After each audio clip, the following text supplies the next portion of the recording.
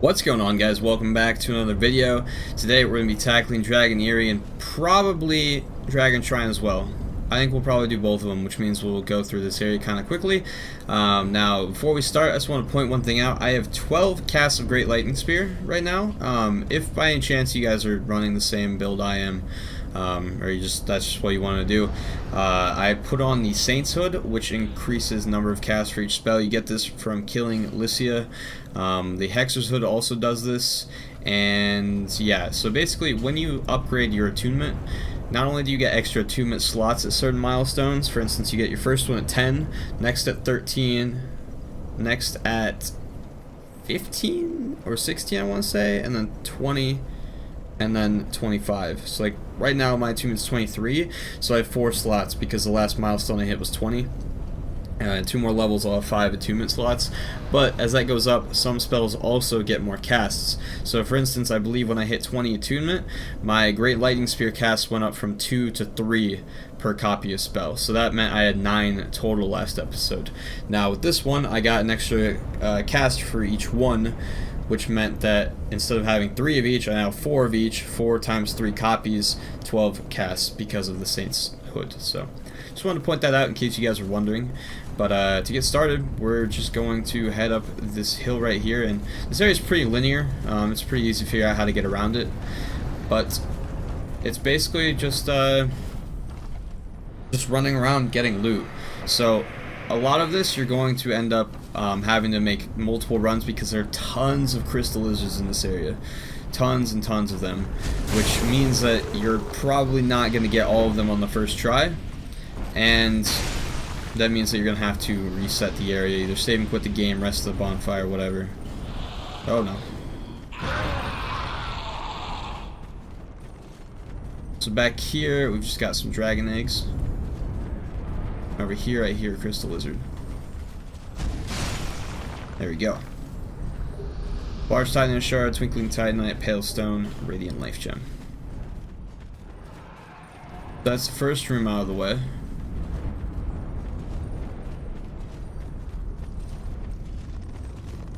Here another lizard right here, and also another one of the exploding mummies. Now this one does not die when... oh man, that's a corrosive one. There we go. And up here there's also another crystal lizard if it hasn't run away yet. Ah! Just trying to get it. I missed it. Well, there you go. So as you can see, they broke my helmet, my gloves, and one of my rings. Looks like they broke the Royal Soldier's ring, which means I'm not going to be able to quick roll, probably. Also, the dragon's awake now, which is not good. Thought that was my shield. This is a mess so far. You can see, like, visually that my hood is broken too. It's, like, really raggedy. Kind of cool, so... they broke my ring of blades too. Yeah, all that stuff's pretty much ruined, so... I'm gonna go back to a blacksmith, fix that, we're gonna try this again. Also, probably worth noting, the aged feather that we got works as an infinite use homeward bone. So go ahead and throw that on the hotbar. So apparently the restoration ring, or the ring of restoration rather, it takes 15,000 souls to repair. So we didn't get that one, but we got everything else fixed up. Now, as you saw there, this area gonna take a couple tries to run through, most likely, simply because crystal lizards are really feisty. These explosive mummies are just a nightmare to deal with, and yeah, gonna take him out first. I went ahead and grabbed the other crystal lizards that were like immediately in this area that we didn't get. Grab both of them, and you. This is already going so much better, and then we can take out the dragon. So there's obviously the one that spawned like right here. Got a guy hanging off this cliff here. There's one right over by the eggs, and there's one right underneath the dragon as well. And there's one like around here. So one of the mummies is probably gonna come down and mess with us during this fight here. So be wary of that. Now these dragons, I think they probably can fly up and breathe fire straight down, but I feel like they really never do. This is pretty much just avoid the stomps, as long as you're sitting in between his legs, which you should be. So what that means is these fights are really easy. They have lots of health, but it's whatever. You can poison them too and just kind of sit back, whatever. Got another mummy up here.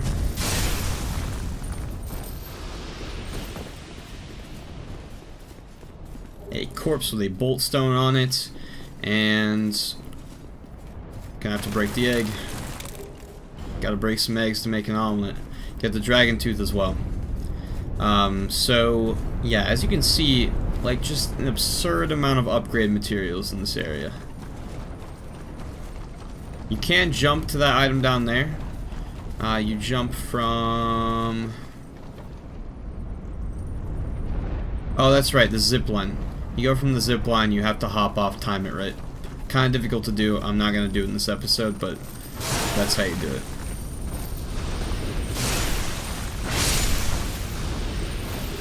Obviously, be careful of that trap right there.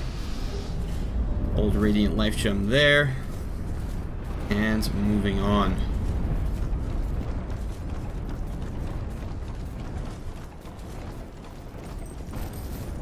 He's just gonna fall down. Be careful you don't, like, accidentally try to backstab him, because then you'll be kind of close. You'll be locked in that animation, you'll be close to the other one, which is going to explode and probably hurt you.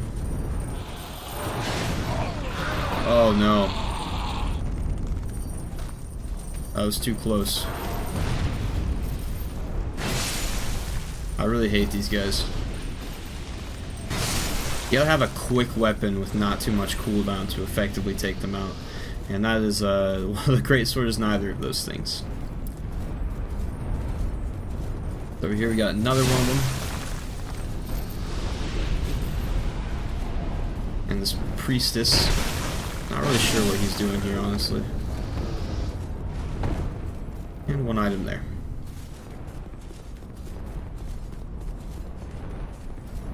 So you see a crystal lizard there. There's one over there. You can see on the other side of the dragon. And there might be, yeah, there's a third one right there. So this is another one of those areas that you'll definitely have to probably make a couple runs in. This one over here, especially, I just remember being hard to catch.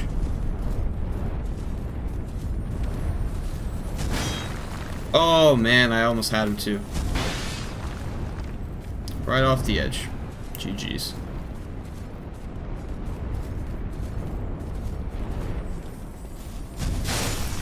There we go. So we got two of them. I'm not gonna keep resetting the area and make sure to grab every crystal lizard. You know, they're all gonna drop upgrade materials, titanite, infusion stones, anything like that. So you guys can just do that on your own playthroughs if you like.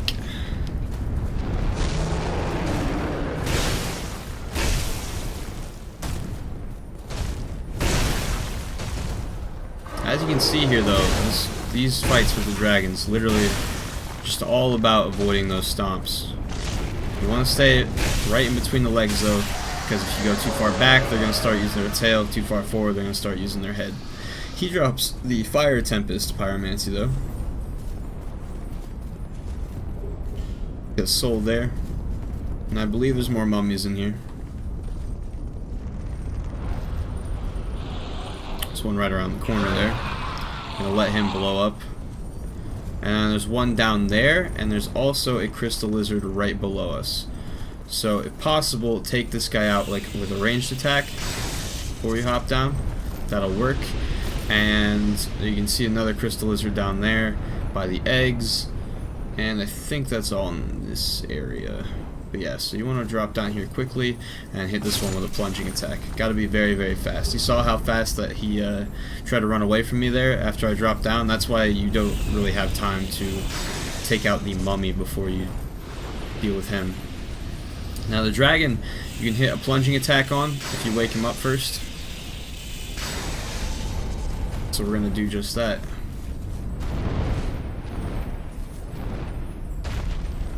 Yeah, but he went way too far away. So that didn't work. Just double checking to make sure there's no lizards around there that I missed. I'm gonna grab this one. Oh! It happened again.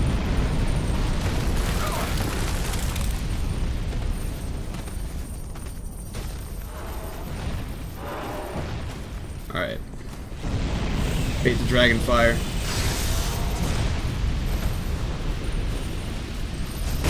And there we go. Good to go. I really hate those things, man.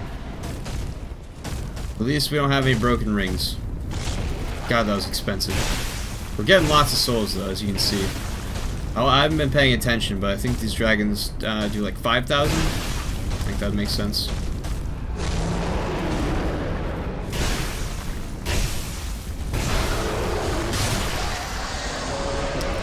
Let's see, 4,000 each. So, still pretty damn good.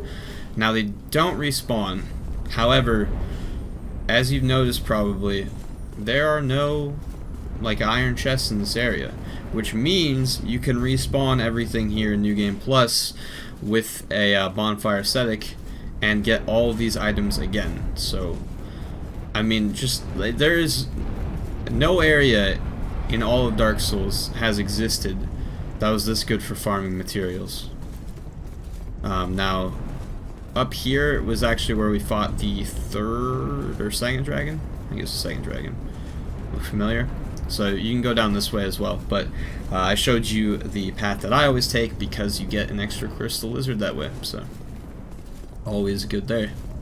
At the end, I'm going to check my inventory and see just how much stuff we have. I don't know how much I had at the beginning to reference, but still curious. So that's going to be the end of it pretty much. More mummies though.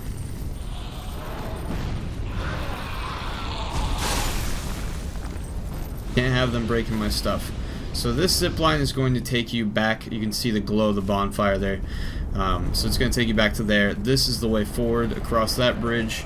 And over here, just double checking we didn't miss anything. Yeah, it looks like we're good. So this zip line actually comes back down. So when we zip line back across the bonfire, we can take that one to get straight back over here. Hopefully that makes sense. I'm going to do it and then it'll make sense. So you can do the zip line. You actually hold the sprint button to go faster. Kind of interesting. And drop down. Where was it? There's an item over here. Right here? Yeah, there you are. Twinkly Titanite. Just get that extra bonus item. And we're stuck now. I didn't think this through. Aged Feather though. Got it on deck. So now that we're back here, what you can do is actually just climb straight up this ladder and it will take you to the top. Which of course means that you don't actually have to do any of this area. I'm sorry that I made you watch the entire video to tell you this, but yeah, you can just go straight across the end. Pretty nice. Now this bridge here, pretty dangerous. If you sit on it for too long, you are going to die. A dragon's going to come through and he's going to break it. It takes quite a while, but we're not going to test how long that is. I recommend just getting across it as fast as possible. I don't think you can cut the ropes on this one. No. I wonder if we sit here, the dragon will actually come through and do it. I think someone has to be standing on it for this to work. But yeah, just, you can test it if you want, if you're not afraid to die, or just take my word for it. Got a bonfire right here, and we run into Mr. Aldia himself, just a little baby one last time. I don't know why I think this is hilarious that he's just small in this one.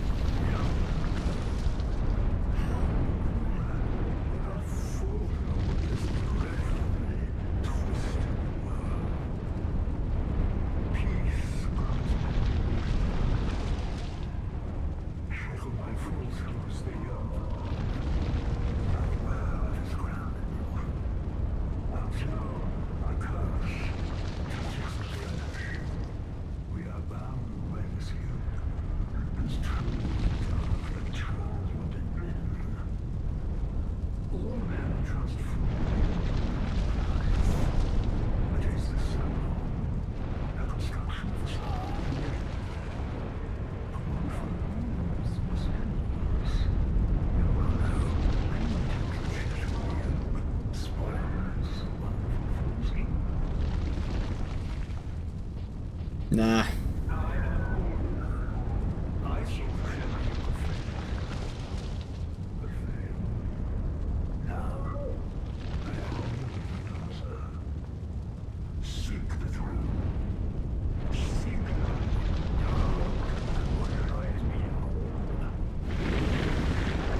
So he tells us to seek the throne, seek light, dark, and what lies beyond. So obviously hinting at the end of the game there.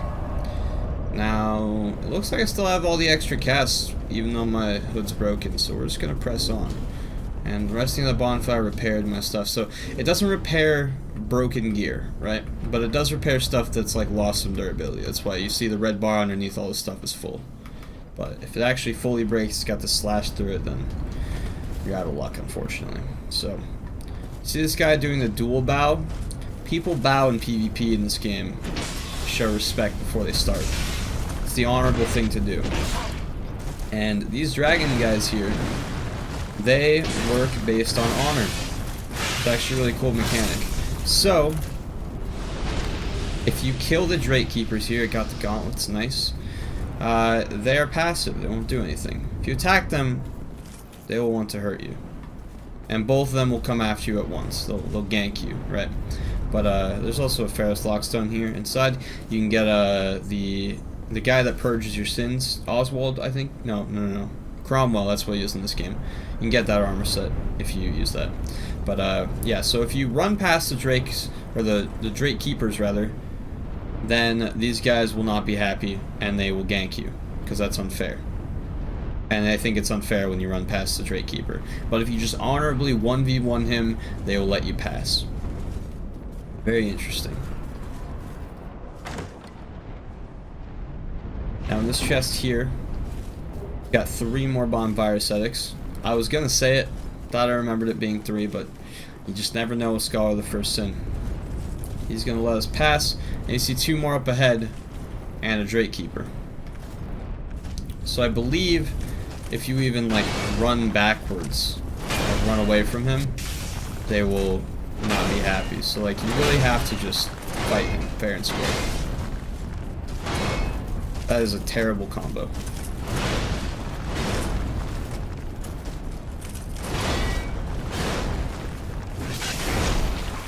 It hurts real bad. Oh!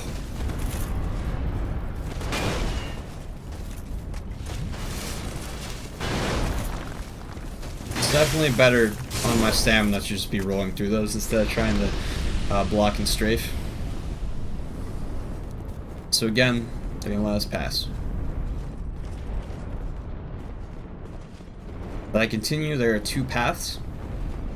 One of which is up here. They both get you to the same place, honestly. Twinkling Titanite. There's 2 more Dragon Knights up here. Faint Stone. Yeah, so then... Oh, that's right. Then you jump off here to get to this chest. And of course the other way up here would just be down this path and up the stairs. But we got some items here. We gotta grab them. Drake Keeper's Great Axe and Great Shield. I really like the look of this. All of the Drake Keeper gear is really cool in my opinion. I did a build one time with the Drake Keeper Great Axe. Wherever it went. There it is. Right there. I think it looks really sick. And the Great Shield is pretty cool too, actually. I don't really like the bubble in the middle of it, but... oh well, what can you do? And the Drake Keeper sword, just like the longsword version of it, is probably my top 3 favorite weapons in this game. So nice. So we got 2 more Dragon Knights and a Drake Keeper up ahead. You know what that means.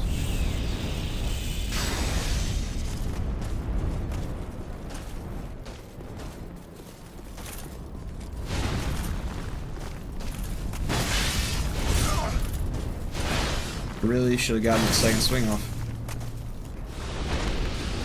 There we go. As usual, just like the old knights, the ones with like 2-handed weapons hit harder but are easier to kill. So that's the way forward. As you may have guessed, there's always another secret. So you drop down here, no items on this ledge, and drop down again. And if we open this chest here, we get a Titanite slab. Moving on in here, you got some more of the Dragon Knights and another Drake Keeper. This one actually has the Drake Keeper War Pick, one of the rarest items in the game. I've only gotten it to drop one time. You have to farm, like, this is the only enemy in the game that has it, I'm pretty sure, if I recall correctly. So you have to farm him, and if you don't get it, just gotta try again. And you have, he respawns, all the Drake Keepers respawn, so you have 15 tries, because in Dark Souls 2, there are 15, or you can kill enemies 15 times before they stop respawning. So that way it puts a little pressure on you as far as item spawning. Now, I will say real quick, actually, I should have mentioned it back here. There is a shade over here, I believe it's Bashful Ray, if you're human. And he will, or you can summon him for this area. However, again, with the honor thing and the 1v1ing, if you have a summon of any kind in this area, these guys will be automatically hostile. So every time you enter a new room, you're essentially going to be fighting two of those guys, who, by the way, have like 2,000 HP, and you're going to be fighting the Drake Keeper. So we got the third dragon ring there. I mentioned earlier in the game there's a first, second, and third dragon ring, and the third one's really easy to get, but way later in the game. So as you see there, you just get it from the chest, and that's going to increase our, well, if we just read it, increases HP, stamina, maximum load. So if we take it off real quick, I can show you the comparison. Another 100 points of HP, another 15 points of stamina, and significantly increases our maximum equipment loads. Like right now we're at 66%. That gives us down to only 60, so we can like put on some new stuff. I could probably get some better gauntlets up in here. We'll do those. Those are nice and sleek. And we could even like put on a helmet if we wanted to, but really, really good ring. Pretty much a requirement for endgame. I mean, you're just putting yourself at so much of a disadvantage if you're not wearing the third dragon ring. So you saw we got invaded. Dragon Fang Villard.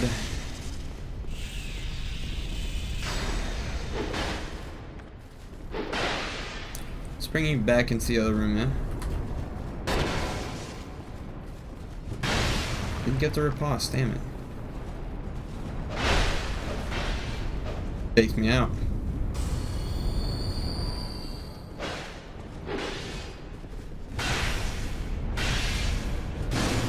There we go. And from here we get the Petrified Egg. Now that, I'm not going to make a separate video for it. I'm just going to be realistic. But bring that back to the merchant in the Iron Keep, and he will become the leader of a new covenant. Interestingly enough. I mean, he's like a treasure hunter, he likes rare things, so it makes some sense, but yeah, that's how you get the Dragon Covenant in Dark Souls 2. Very, very strange. You'd think that that shrine right there would be like the turn-in point for like Covenant items or something, but nope. Crystal Magic Weapon there. If you guys are unfamiliar with Dark Souls, that's pretty much the best magic buff you can get on your weapon, and a Fragrant Branch of Yore. And we drop back down here where we were earlier, and keep pressing on. So up ahead, this is going to look kind of intimidating. We got 1, 2, 3, 4, 5, 6, 7, 8, and a 9th phantom version of these guys. Again, you got a summon in this area. Have fun with that. So they want you to 1v1 this guy at the top of the stairs.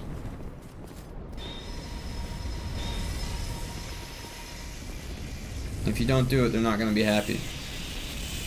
These power stancing greatswords, which you haven't seen anyone do thus far in the game, and he's got a whole lot of HP as well.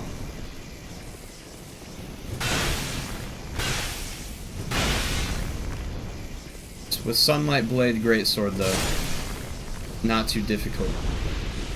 So the way power stancing works, it hasn't really come up in any of my gameplay yet so far. And these guys, again, will let you pass, but they'll chase you in here if you don't fight that guy.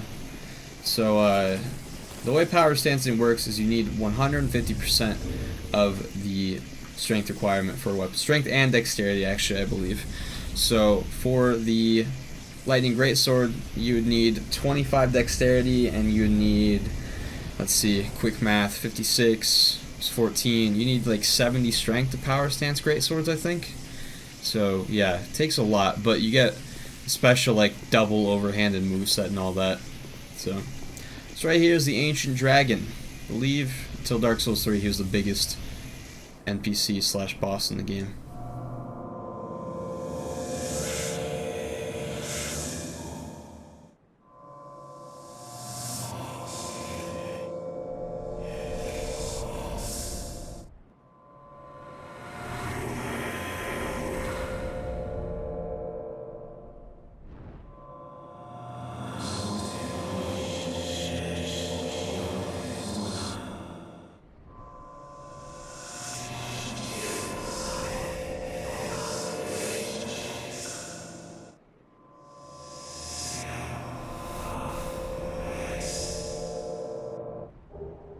And he gives us the Ashen Mist Heart after all that creepy whispering, and has nothing else to say. Now if you hit him, he will become hostile and he'll be a boss. I'm not going to cover him in this series just because I think it's like a just boring boss fight. It's basically you just want to have as little equipment as possible so you're moving really fast and just not get hit, because the second you get hit in that boss fight, it's just a one shot, you're done. So it's basically just how long can you go without being hit. And he has a ton of health, it's just kind of obnoxious, but I believe that that boss is what gives you the last soul of a giant, though, that you would need to fully weaken King Vendrick.